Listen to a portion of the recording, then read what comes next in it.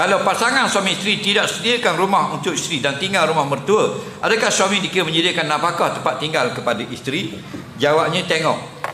Kita kahwin, ada dua benda wajib. Pertama, namanya mas kahwin. Kedua, namanya nafkah. Bila wajib mas kahwin? Lepas akad nikah. Aku terimalah nikahnya dengan mas kahwin yang tersebut itu. Sah nikah, wajib mas kahwin. Kalau sebut 1,000, wajib 1,000. Kalau sebut 1,000,000, wajib 1,000,000. Bila pula wajib nafkah? Bila isteri kita dibawa ke rumah kita. Hari ni kahwin, minggu depan baru datang ke rumah kita. Maka seminggu ni kita belum wajib nafkah. Kerana time wajib nafkah tamkin dia panggil, iaitu setelah dihantar pengantin perempuan ke rumah pengantin laki-laki, sama ada rumah saudara laki-laki, rumah sewa, hotel dan sebagainya, dihantar pengantin lelaki perempuan kepada lelaki, maka start wajib bayar nafkah. Apakah nafkah yang wajib? 3 perkara.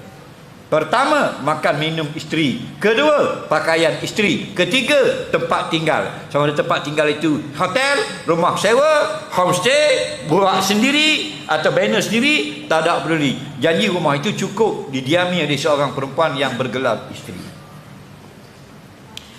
Dalam 3 perkara ini, makan minum, tempat tinggal, pakaian, seseng pun isteri tak wajib keluar. Semua wajib duit suami. Lepas tu kalau di Terengganu nak isteri yang kedua, poligami. Borang pejabat agama dia nak borang gaji tu 9,000. Kalau kopra dah sangat tak dapat 9,000 tu. Okey. Kenapa? Kerana ramai orang kahwin dua tak beri nafkah. Nampak? Maka Mahkamah Syariah pun buat satu hukuman, satu ketetapan, jangan main-main. Mesti kurang-kurangnya gajinya begini. Betul tak? Kerana wajibitas kita ramai suami kahwin, bukan kata poligami, seorang hanya bini, diabaikan nafkah. Walaupun gaji suami itu kecil, wajib juga dia yang bayar. Jangan main-main. Isteri 800,000 sebulan, kontraktor kelas A buat stadium. Laki 800 je sebulan, timbalan JPKK. Lagi tak wajib juga suami tadi sediakan 3 perkara tadi kepada bini dia sampai mati.